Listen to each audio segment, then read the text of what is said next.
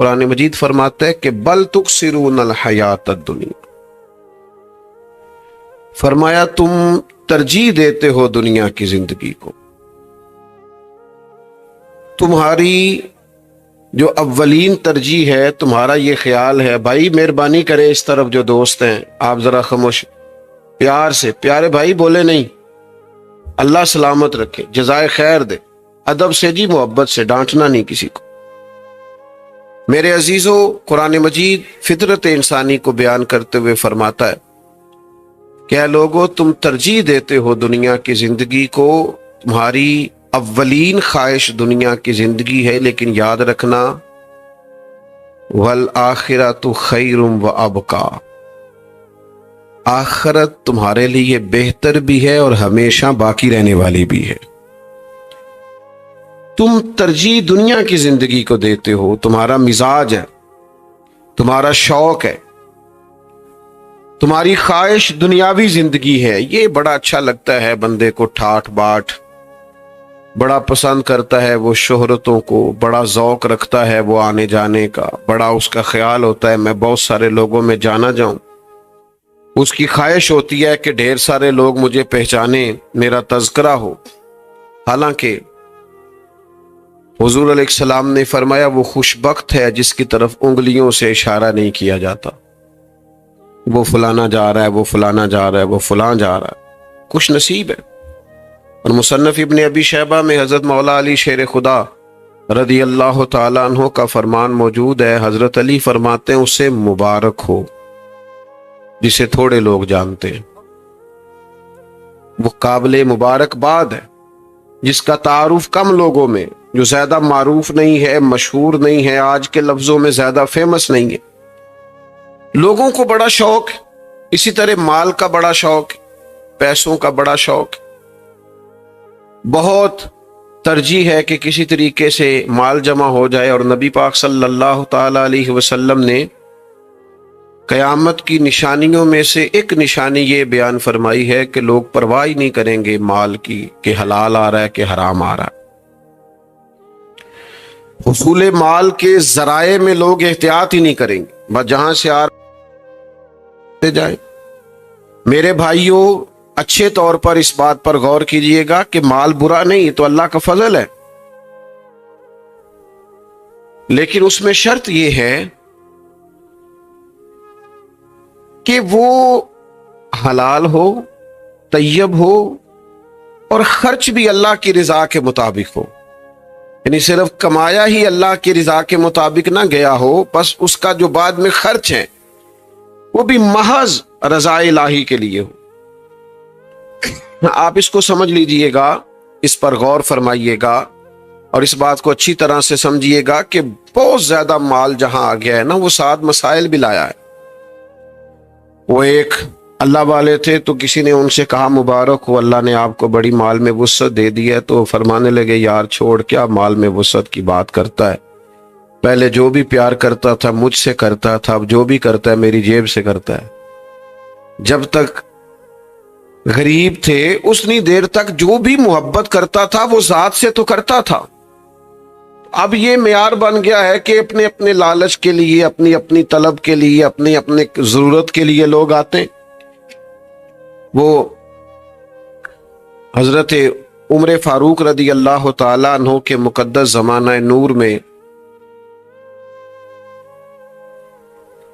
کچھ مال آیا تھا بحرین سے ایک بہت بڑی تعداد میں، اور مسجد نبوی شریف میں مال کے ڈھیر لگے ہوئے تھے. تو لوگوں نے سیدنا فاروق اعظم رضی اللہ تعالیٰ عنہ کی خدمت میں عرض کیا کہ حضور بہت سارا مال آیا ہے تو آپ اس کو دیکھیے. تو سیدنا فاروق اعظم نے جب اسے دیکھا تو رو پڑے، آپ کی آنکھوں میں آنسو آ گئے. لوگوں نے کہا حضور مال آیا ہے، وسعت آئی ہے، اب لوگوں کے لیے آسانی ہو جائے گی، بجائے اس کے کہ آپ خوش ہوتے آپ تو رو رہے ہیں. تو حضرت عمر رضی اللہ تعالیٰ عنہ فرمانے لگے کہ تمہیں پتہ نہیں ہے جہاں مال آتا ہے وہاں فتنہ بھی ساتھ آتا ہے، جہاں مال آتا ہے آزمائشیں بھی ساتھ آتی ہیں. تو رو تو اس لیے رہا ہوں کہ حضرت صدیق اکبر رضی اللہ تعالیٰ عنہ کے زمانہ مبارکہ تک تو حالات اس طرح کے تھے کہ بہت زیادہ اسلام کے لیے وسعت نہیں تھی، لیکن اب مال آ رہا ہے، وسعت آ رہی ہے، مجھے ڈر لگتا ہے کہیں یہ لوگوں کے مابین آزمائش والا معاملہ نہ بن جائے۔ نبی پاک صلی اللہ علیہ وسلم نے خود فرمایا، نوجوانوں میرا بڑا دل کرتا ہے کہ میں جو بات کہنا چاہتا ہوں وہ آپ کی سمجھ میں آ جائے۔ آپ یقین کریں 1% بھی شوق نہیں ہے، نہ داد کا نہ امداد کا۔ باوضو بیٹھے ہیں آپ کے سامنے، اللہ رسول کا نام لے رہے ہیں، بس دل کرتا ہے کہ کچھ سینے میں درد ہے وہ آگے منتقل ہو جائے۔ تھوڑا سا غور کیجئے گا بھلا میں کیا کہہ رہا ہوں۔ آج لوگ بڑی دہائی دیتے ہیں نا مسائل کے حل کی، لیکن حضور علیہ السلام نے کچھ اور چیزوں کی بھی نشاندہی کی ہے، کچھ انفرادی اور انوکھے انداز میں بھی سرکار نے کچھ چیزوں پر توجہ ہماری کرائی ہے۔ حضور فرماتے ہیں مجھے تم پر غربت کا ڈر ہی نہیں،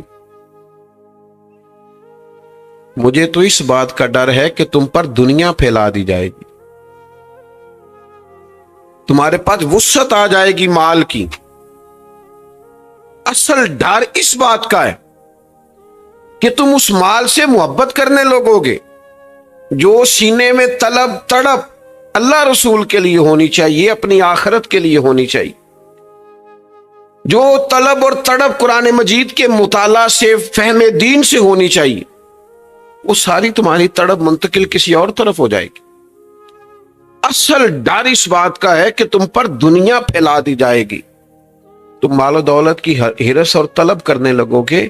مال کا کمانا یا آنا برا نہیں، اس سے دل لگا لینا برا ہے، اس کی ہرس کرنا برا ہے۔ تو یہ شہرتیں، یہ مال، یہ تعلقات، پھر یہ عہدے، پھر یہ اقتدار۔ حضرت عمر بن عبدالعزیز رحمت اللہ تعالی علیہ نے بڑی شاندار حکمرانی کی، لیکن اپنے بچوں کو بلا کے کہا تھا بیٹا اقتدار والے چکر میں نہ پڑنا، ادھر نہ آنا، میں نے اس میں کوئی سکون نہیں دیکھا، یہ ذمہ داری ہی ذمہ داری ہے، یہ ڈیوٹی ہی ڈیوٹی، یہ جواب دہی کا ایک بہت بڑا مشکل مرحلہ ہے۔ یاد رکھیے گا اور اس کو سمجھ لیجئے گا کہ یہ جتنے بھی دنیا کی ترجیح دینے کے ہمارے معاملات ہیں، آج کل صرف حکمران ہی سیاسی نہیں ہوتے، ہم سارے تھوڑے بہت سیاسی ہوتے ہیں۔ ہر آدمی تھوڑی بہت سیاست کر رہا ہوتا ہے، خاندان میں، گھر میں، محلے میں، قبیلے میں، تھوڑا بہت اس نے سلسلہ بنایا ہوا ہوتا ہے۔ ہمیں اچھی طرح پتہ ہوتا ہے ہم نے تیمارداری کس کی کرنی ہے، فاتحہ کس کی کہنی ہے، حال کس کا پوچھنا ہے، چلو مان جاؤ، ہمیں پتہ ہوتا ہے میسج کس کو کرنا ہے حال چال پوچھنے کا، ہمیں پتہ ہوتا ہے دعائیں کس کو لکھ بھیجنی ہے، ہمیں سب علم ہوتا ہے۔ کسی نہ کسی مقام پہ کہیں نہ کہیں ہم سارے ہی کسی سیاست کا شکار ہوتے ہیں۔ اچھی طرح سمجھ لینا اپنے تیزیاں دکھانے سے کچھ بھی نہیں ہوتا اسی وقت ہے جب اللہ چاہتا ہے اور اللہ کے محبوب نظر رحمت فرماتے ہیں۔ بہت تیزی دکھانے سے کیا نتیجہ نکلتا ہے؟ تو اللہ تعالیٰ نے فرمایا تم ترجیح دیتے ہو دنیا کی زندگی کو، تو مالک پھر ہمارے لیے بہتر کیا ہے؟ فرمایا والآخرۃ خیر وابقیٰ، آخرت تمہارے لیے خیر والی بھی ہے اور ہمیشہ رہنے والی بھی۔ دیکھو یہ حضور علیہ الصلوۃ والسلام کی مقدس سیرت کا یہ رنگ ضرور اپنی زندگی میں اس پر غور کریں۔ یعنی حضور فرماتے ہیں کہ میرے رب نے مجھے اختیار دیا، میں چاہوں تو نبی اور بادشاہ بن جاؤں۔ حضرت سلیمان علیہ السلام نبی بھی ہیں، بادشاہ بھی ہیں، حضرت یوسف علیہ السلام نبی بھی ہیں، اپنے دور کے حکمران بھی ہیں۔ کریم فرماتے ہیں مجھے میرے اللہ نے اختیار دیا، میں چاہوں تو نبی اور بادشاہ بن جاؤں۔ حضور فرماتے ہیں میں نے عرض کی مالک میں تیرا بندہ اور نبی بننا چاہتا ہوں۔ حضور فرماتے ہیں میں چاہوں تو احد پہاڑ سونے کا بن جائے۔ وہ نہیں سمجھ آئی آپ کو بات کی؟ کتنے لوگ ہیں جو رات کو خواب دیکھتے ہیں کہ اللہ کرے میں صبح اٹھوں تو میرے نہ پلنگ کے نیچے ایک بھرا ہوا بیگ سونے کا پڑا ہو۔ کتنے لوگوں کی خواب یہ ہوتی ہے کہ میں جا رہا ہوں اور میری موٹر سائیکل سے ایک توڑا پیسوں کا ٹکرا جائے۔ یہ بڑے لوگوں کی تمنا نہیں؟ اور حضور کیا فرماتے؟ کریم فرماتے ہیں میرے رب نے مجھے اختیار دیا کہ میں اگر چاہوں تو یہ احد پہاڑ سونے کا بن جائے، میرے ساتھ ساتھ چلا کرے۔ لیکن میں نے اللہ کی بارگاہ میں دعا کی ہے، یا اللہ ایک وقت روٹی دینا اور ایک وقت فاقہ دینا، جب تو رزق دے میں تیرا شکر ادا کروں، اور جب تو فاقہ دے میں تیری بارگاہ میں التجا کروں۔ آپ حضور کی اس منشا کو، اس رضا کو سمجھیں۔ یہ بخاری مسلم دونوں میں حدیث موجود ہے۔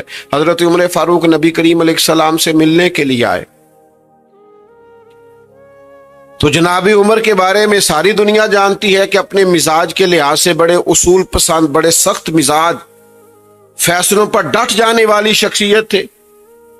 آپ تشریف لائے، اللہ کے حبیب علیہ السلام آرام فرما ہے، حضور نہ اٹھے تو محبوب کے نا بطن نور سے، کمر مبارک سے ذرا کپڑا ہٹا تو حضور کی کمر مبارک کے اوپر نا موٹے بان کی چارپائی کے نشان پڑے ہوئے تھے۔ اب تو بیڈ پہ سوتے ہیں لوگ، موٹے گدے پہ، ورنہ ہم نے اپنے دیہاتوں میں دیکھا ہے موٹے بان کی چارپائی ہوتی تھی۔ کیا کی داسی انہوں مونج دی منجی جی، پٹھے دیوان دی۔ شکر ہے دو چار بندے پینڈو بھی نکلے نے، تسی باقی نہ منیا جے کہ تسی پینڈو ہو، مننا نہیں چاہیے دا۔ میں چونکہ ہے وہاں اس لیے میں آپ کے سامنے بات کر رہا ہوں۔ کیا کہتے تھے اسے؟ پٹھے دیوان دی منجی یا مونج دی منجی، تو موٹی ہوتی تھی۔ اس پر کئی دفعہ ہم دیکھتے تھے کہ گرمیوں میں ہمارے بزرگ اٹھتے تھے تو ان کی پشت پر اس کے نشان پڑ جاتے تھے، لمبے لمبے نشان پڑے ہوتے تھے۔ کوئی یاد آیا کچھ جو میری عمر یا میری عمر سے بڑے لوگ ہیں ان کو یاد آیا ہوگا؟ تو نشان پڑ جاتے، کیوں کہ اتنے موٹے کپڑے نہیں ہوتے تھے، اتنے بڑے بڑے بیڈ ہی نہیں ہوتے تھے، اتنی سہولیات ہی نہیں ہوتی تھی، تو لوگ اسی پہ آرام کر لیتے تھے۔ سرور کائنات صلی اللہ تعالی علیہ وآلہ وسلم حضور اٹھے، جناب فاروق اعظم رضی اللہ تعالیٰ عنہ کی نظر اٹھی تو سرکار کی پشت مبارک پر، کمر مبارک پر موٹے بان کی چارپائی کے نشان تھے۔ حضرت عمر رو پڑے، یہ بخاری مسلم میں، رو پڑے اور اپنے درد کا اظہار ان لفظوں کے ساتھ کیا، عرض کرنے لگے یا رسول اللہ صلی اللہ تعالی علیہ وسلم، حضور کیسر و کسرا دین کے دشمن نرم گداز بستروں پہ آرام کریں، محلات میں رہیں، آپ اللہ کے محبوب ہیں۔ آج بہت سارے مسلمان کہتے نہیں کہ دیکھو جی فلاں کافر کہاں پہنچ گئے، فلاں کہاں پہنچ گیا۔ قرآن و سنت نے اس مضمون کا جواب دیا ہے۔ حضرت عمر نے عرض کی یا رسول اللہ صلی اللہ تعالی علیہ وسلم، اللہ کے دشمن اتنا آرام دہ زندگی گزارے اور آپ محبوب الہی ہیں، محبوب مطلق ہیں، حضور آپ یہ تکلیف، چارپائی کے نشان۔ تو نبی پاک علیہ السلام نے نا سوچ ہی بدل دی، یعنی زاویہ نگاہ ہی دوسرا دے دیا۔ ایک سوچ یہ ہے کہ حضور ہم تو فرما بردار ہیں رب کے، تو ہمارے لیے نعمتیں زیادہ ہونی چاہیے۔ تو حضور نے اس سوچ کو ہی بدل دیا، نبی پاک علیہ الصلوۃ والسلام فرمانے لگے، کریم فرمانے لگے، عمر کیا تم یہ پسند نہیں کرتے کہ وہ دنیا میں تھوڑی سی آسانی دیکھیں اور آخرت میں رسوا کر دیے جائیں، اور ہم دنیا میں تھوڑی مشقت برداشت کریں اور آخرت کی ساری عزت اللہ ہمیں ہی عطا فرما دے۔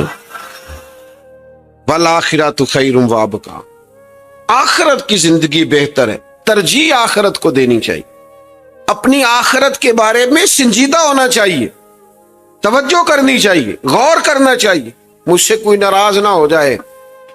تو میری طرح کے بہت سارے لوگ ہیں جن کا لباس تو دینی ہے، وضاقتہ تو دینی ہے، لیکن ترجیح ان کی بھی آخرت الا ماشاءاللہ نہیں ہے۔ میں سب کی بات نہیں کرتا، جب محفلوں میں، جب جبوں کبوں میں، جب آنے جانے میں تلاوتوں کے، نعتوں کے، تقریروں کے سودے ہونے لگ جائیں تو مجھے بتلاؤ وہاں ترجیح آخرت ہے، وہاں شوق آخرت ہے، وہاں ارادہ آخرت ہے؟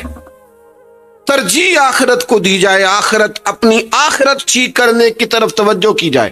یاد رکھیے گا یہ سوچ ہمیں حضور نے دی ہے کہ تم یہ دیکھو کہ تم نے اپنی آخرت کے لیے، اور پھر یہ سوچنا پورے طور پر صحابہ کے دلوں کے اندر محو ہو گئی تھی، پیوست ہو گئی تھی، ذہنوں میں نقش ہو گئی کہ ہمیں اپنی آخرت میں اکثر سوچتا ہوں حضرت عمر نے گھر کیوں نہیں بنایا،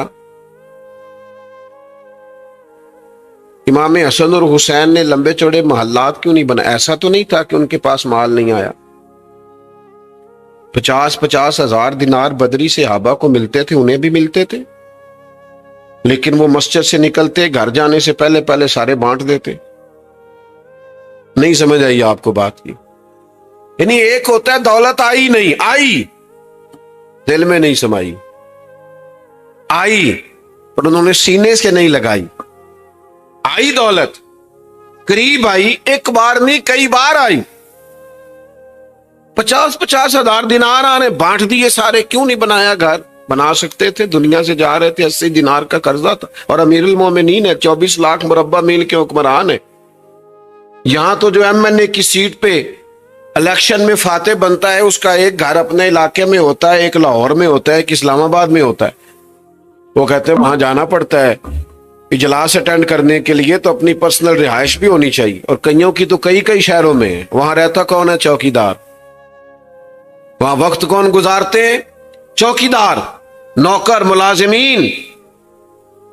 جناب فاروق اعظم نے گھر کیوں نہیں بنایا؟ 24 لاکھ مربع میل کے حکمران تھے، اس کی وجہ تھی کہ حضور نے معراج سے واپس آ کے فرمایا، عمر میں جنت میں تیرا گھر دیکھ آیا ہوں۔ حضور فرمانے لگے دروازے پہ حور بھی بیٹھی تھی، پہلے میں نے چاہا اندر سے دیکھوں، پھر مجھے خیال آیا کہ جناب عمر فاروق بڑے اصول پسند اور جلال کے آدمی ہیں۔ شارحین حدیث کہتے ہیں گویا اس کا مطلب یہ بنتا ہے کہ خود ہی تو حضور نے قانون بنایا ہے کہ جس کے گھر جاؤ اجازت لے کے جاؤ، تو لہٰذا محبوب نہیں گئے۔ حسنین کریمین نے گھر کیوں نہیں بنائے؟ مال غنیمت میں سے حصہ آتا، ان کے لیے بڑی وسعتیں سی، ڈھیر سارے ان کے پاس وسائل آتے، کیوں نہیں بنایا؟ وہ کیوں دنیا میں بڑے بڑے محلات بنائے جنہیں نبی پاک نے جنتی جوانوں کا سردار فرما دیا، جو جنت میں بسنے والوں کے سردار ہوں؟ توجہ ہی نہیں کی۔ ہمارا یہ مسئلہ ہے کہ 2-4 چیزوں سے باہر ہی نہیں آتے۔ میں نے زندگی میں ایسے نوجوان دیکھے جو بڑے ہی باصلاحیت ہیں، بڑا کچھ کر سکتے ہیں، صرف اپنا خاندان نہیں، اپنا علاقہ، اپنا ضلع، بڑا کچھ سنبھال سکتے ہیں، لیکن وہ بیچارے اس چکر سے باہر ہی نہیں آتے کہ میں نے پیسہ کمانا ہے، میں نے کسی طریقے سے مال جمع کرنا ہے۔ بڑے بڑے وسیع المشرب لوگ ہونے چاہیے تھے، لیکن یہاں عجیب سطحی سی سوچ ہے۔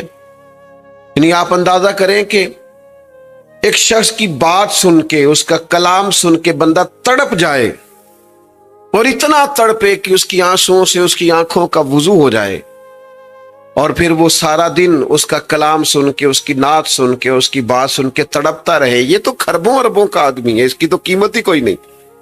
لیکن وہ جب کہتا ہے نا میں نے 50 ہزار لینا ہے، تو خیال آتا ہے کہ یار تو دیکھ تو صحیح، تو بات کس کی کر رہا ہے؟ تو اپنا منصب تو سمجھیے، تو نے کیا کیا ہے؟ کہاں رک گیا ہے تو؟ تیرا یہ سٹیٹس نہیں بھائی، یہ تیرا معیار نہیں۔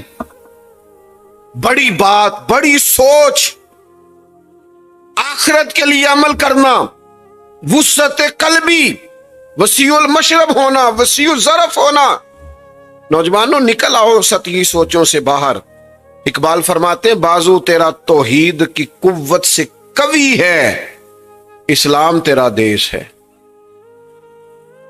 اتنی بڑی تیرے لیے سلطنت ہے کہ اسلام تیرا دیش ہے، بازو تیرا توحید کی قوت سے قوی ہے، اسلام تیرا دیش ہے، تو مصطفی ہے۔ جو مصطفی ہیں ان کے لیے تو پورا اسلام ان کا دیش ہے۔ تو میرے عزیز، ترجیح آخرت کو، مزاج آخرت کی نیکی کا، کچھ نہ کچھ آخرت کے گلے میں نیکیاں ضرور ڈالو، کچھ نہ کچھ اپنی آخرت کے لیے جمع ضرور کرو۔ ہم سارا وقت بیت گیا ہمارا دنیا اکٹھی کرتے، لوگوں کو راضی کرتے، سچ بتانا لوگ راضی ہوئے؟ آپ 99 دفعہ کسی کے ساتھ نیکی کریں، ایک دفعہ معذرت کر کے تو دیکھیں۔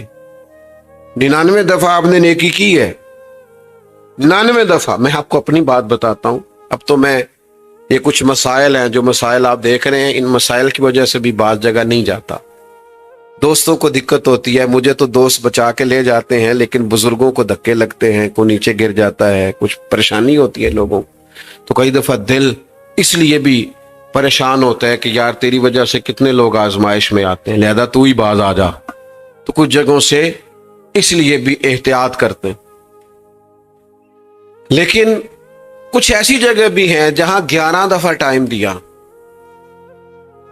اور 12ویں دفعہ معذرت کی تو نہ کیا ان تسی بڑے بندے ہو گئے، نہیں 11 دفعہ گئے ہیں، تو پھر ذہن میں خیال آتا ہے کہ بندے نہیں راضی ہوتے، بہتر یہ ہے کہ رب رسول کو راضی کیا جائے، اللہ رسول کی رضا کو ترجیح دی جائے۔ آپ کیسے راضی کر سکتے؟ کہتے ہیں ہاں ہمیں پتا تھا آپ پہلے آتے تھے، اب تو ماحول اور ہو گیا۔ تو میرے عزیز، اپنی زندگی میں ترجیح آخرت کو بنائیں، اپنی آخرت کے لیے چیزوں کو ذخیرہ کریں۔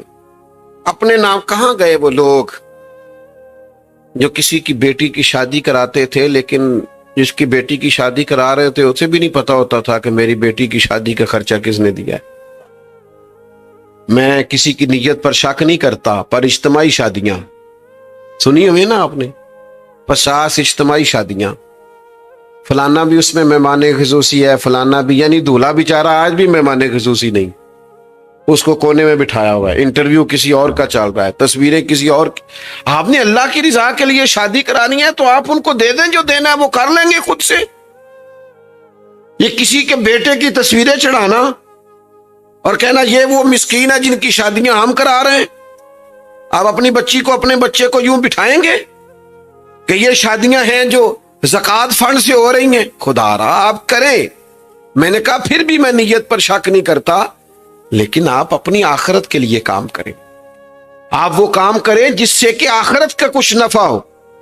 بس ساری کل مول زندگی تصویریں نہیں ہیں، اور بھی غم ہے زمانے میں محبت کے سوا، اور بھی بڑے کام کرنے والے۔ ترجیح جب آخرت ہوتی ہے نا، یہ بخاری مسلم میں حدیث موجود ہے، حضرت ابو ہریرہ رضی اللہ تعالیٰ عنہ حدیث کے راوی ہے، فرماتے خاتون حضور کی عالی مرتبت بارگاہ میں حاضر ہوئی اور عرض کرنے لگیں کہ یا رسول اللہ صلی اللہ تعالیٰ علیہ وسلم، مجھے مرگی کا مرض ہے، حضور میرے لیے دعا کر دیں۔ تو کریم کی بارگاہ ایسی تھی کہ حضور سب کے لیے دعائیں فرماتے۔ حضرت عبداللہ ابن عتیق کی پنڈلی ٹوٹ گئی تو محبوب نے لعاب دہن لگایا، اللہ نے شفا عطا کر دی۔ حضرت مولا علی کی آنکھیں خیبر والے دن تکلیف تھی تو محبوب نے لعاب دہن لگایا، اللہ نے شفا عطا کر دی۔ حضور شفائیں اللہ کے کرم سے، محبوب دعا کرتے، لعاب دہن لگاتے، اللہ شفا دے دیتا۔ تو اس خاتون نے بھی عرض کیا حضور میں مریضہ ہوں، میرے لیے دعا کریں، تو اللہ کے حبیب نے نہ ایک انوکھی بات کی آج، حضور نے فرمایا اگر تو کہے تو میں دعا کرتا ہوں، اللہ تعالی شفا دے گا، اور اگر تو کرے صبر، کیا مطلب مرگی کے ساتھ ہی گزارا کرے، تو پھر میں دعا کروں گا اللہ جنت عطا فرمائے گا۔ ان لوگوں کی ترجیح شفا بھی نہیں، ترجیح آخرت ہے۔ اس خاتون نے ذرا ٹائم نہیں لیا سوچنے کے لیے، فوراً عرض کرنے لگی حضور کرم ہو جائے گا، آپ دعا کریں اللہ جنت ہی عطا کرے۔ اس کا مطلب کیا ہے؟ وہ خاتون عرض کر رہی ہیں حضور میں مرگی کے ساتھ گزارا کر لوں گی پر میری آخرت ٹھیک ہونی چاہیے۔ ترجیح آخرت ہے، آخرت کے معاملات کی بہتری کی بڑی ضرورت ہے۔ حضور مہربانی فرمائے کریں دعا، محبوب نے دعا کر دی اللہ جنت عطا فرما۔ اس نے عرض کی حضور میں چونکہ عورت ہوں، حیا کا غلبہ ہے، جب مرگی ہوتی ہے تو میرے وجود سے کپڑا ہٹ جاتا ہے، دعا کرے میرا ستر قائم رہے۔ محبوب نے دعا کر دی۔ اس کے گھر والے بتاتے ہیں جتنی بھی مرگی ہوتی تھی کپڑا جسم سے جڑا رہتا، دیر تک وہ بوڑھی اماں حیات رہیں، دیر تک۔ کوئی باہر سے آتا تو صحابہ فرماتے جنتی کی زیارت کرنی ہے، اس بوڑھی اماں کی زیارت کریں، اسے محبوب نے دنیا میں جنت کی بشارت عطا فرمائی۔ آخرت کو ترجیح بنائیں۔ میں آپ کو ذمہ داری سے کہتا ہوں، آپ کو پتہ ہے پیر کامل کون ہوتا ہے؟ کامل استاد کون ہوتا ہے؟ کامیاب باپ کون ہوتا ہے؟ جس کے پاس بیٹھیں تو آپ کا دل آخرت کی طرف مائل ہو۔ لیکن اگر بندہ پیر صاحب کی گاڑی دیکھے اور کھو ہی جائے یہ تو نیا ماڈل ہے، ابھی تو آنے میں 4 مہینے باقی ہیں، اور جناب یہ تو وہاں تو ہم گئے تھے تو ہم سے پوچھ رہے تھے کہ آپ کے علاقے میں زمین کا کیا ریٹ ہے۔ تو بھئی یہ دنیا داری تو ہم کئی جگہوں پہ دیکھ آئے ہیں، آپ کے پاس تو اللہ اللہ سیکھنے آئے۔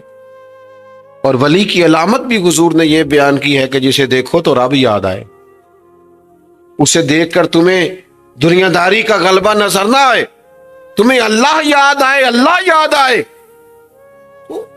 شیخ کے پاس جانا ہے یا ایک بہترین استاذ کے پاس بیٹھنا ہے یا کامیاب والد کے پاس بیٹھنا ہے تو دلیل یہ ہے کہ ان کے پاس بیٹھیں تو آخرت کی فکر پیدا ہو، مصلے سے دلچسپی پیدا ہو، دعاؤں کا ذوق لگے، حلال حرام کی تمیز آئے، محنت کا جذبہ پیدا ہو، آگے بڑھنے کا شوق، طبیعت میں دامنگیر ہو، اپنی آخرت کی ترجیح کے لیے کوشش کریں۔ آخرت کے لیے کیا کیا جائے تو آخرت بہتر ہوتی ہے۔ اللہ تعالیٰ نے نا خیر اور شر انسان کی فطرت میں رکھ دی۔ میں اور آپ جو جو ڈیوٹیاں کرتے ہیں ہمیں سب پتہ ہے کہ میں ڈیوٹی صحیح کرتا ہوں کہ غلط کر، سب ہمیں پتہ ہے۔ ہم باریکی سے جانتے ہیں کہ میں جو بزنس کر رہا ہوں اس میں کتنا میرے لیے حلال ہے اور کتنا میرے لیے، چلو بھولے بن جانا، کسی وقت 8-10 علماء سے مسئلہ پوچھتا ہوں، شاید کوئی گنجائش نکل ہی آئے، کوئی گول مول باتیں کر کے فتویٰ لے لیتا ہوں، ٹھیک ہے، یہ دل کو تسلی دینے کے لیے، دل کو بہلانے کے لیے یہ بھی خیال اچھا ہے، پر یہ یاد رکھیں کہ ہمیں پتہ ہوتا ہے کہ میری آخرت کس چیز میں بہتر ہوگی اور میری آخرت کہاں بگڑے گی۔ علم ہمیں ہوتا ہے، ہمیں خبر ہوتی، چلے بھولے بن جانا اور نام ماننا یہ بات الگ ہے، لیکن ان چیزوں سے ہم اچھی طرح سے 5 ٹائم نماز فرض ہے کہ اس کے لیے پہلے ایم اے کرنا پڑتا ہے پھر پتہ لگتا ہے فرض ہے۔ سب کو پتہ ہے نا، کیوں نہیں پڑھتے؟ پتہ ہے سب کو، سب کے علم میں یہ بات ہے نا کہ ماں باپ راضی ہوں تو رب راضی ہوتا ہے، کہ اس کے لیے پہلے ایم فل کرنا پڑتا ہے یہ سیکھنے کے لیے، یہ بچپن میں پتہ ہوتا ہے۔ ماں باپ کی فرما برداری نعمت، سب کو پتہ ہے نا، غربا سے حسن سلوک کریں تو اللہ راضی ہوتا ہے، کہ اس کے لیے پی ایچ ڈی کا مقالہ لکھنا پڑتا ہے، سب پتہ ہے۔ تو بھئی جو پتہ ہے اس پر عمل کریں، جس کا علم ہے اس کی طرف سفر کریں، آپ آگے بڑھیں، جدوجہد کریں، کوشش کریں آخرت کی طرف اپنے قدم بڑھانے کی۔ ایک چھوٹی سی اپیل کر کے میں نے اپنی بات کو سمیٹنا ہے، آپ نے خاص توجہ کرنی ہے، بردبار ہو جائیں، حلیم ہو جائیں، جلد بازی میں فیصلے کرنے چھوڑ دیں،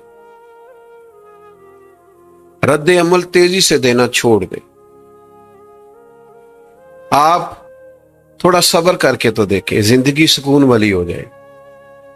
آپ تھوڑا رکیں، آپ تھوڑا ٹھہریں، آپ ذرا اطمینان اپنی زندگی میں پیدا کریں، آپ چیزوں کو پورے تدبر سے غور کر کے قبول کریں، آپ یقین کریں مزہ آنے لگ جائے گا۔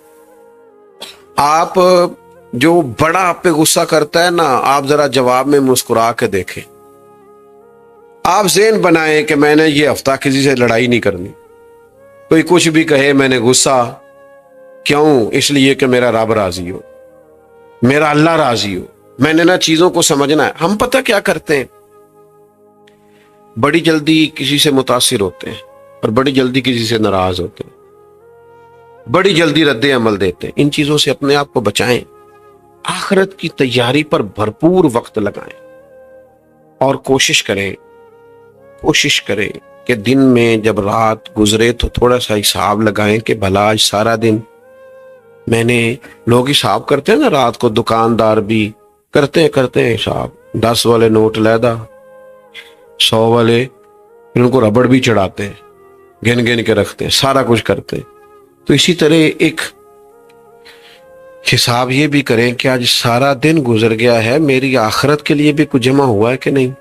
اچھا یہ سارے کہتے ہیں کہ زندگی کا پتہ کوئی نہیں، پتہ نہیں کس وقت آ جائے، تو بھئی یہ تو جس کو پتہ ہو، افسر کا پتہ نہیں کس وقت آ جائے، وہ ہائی الرٹ رہتا ہے، ہر وقت تازہ دم رہتا ہے۔ تو موت تو اتنی بڑی حقیقت ہے، کسی وقت بھی آ جائے، تو اس کے لیے ہر وقت اور بھرپور تیاری کر کے رکھیں، اور بردباری سے، صبر سے، تحمل سے۔ اللہ تعالیٰ میری آپ کی حاضری قبول فرمائے۔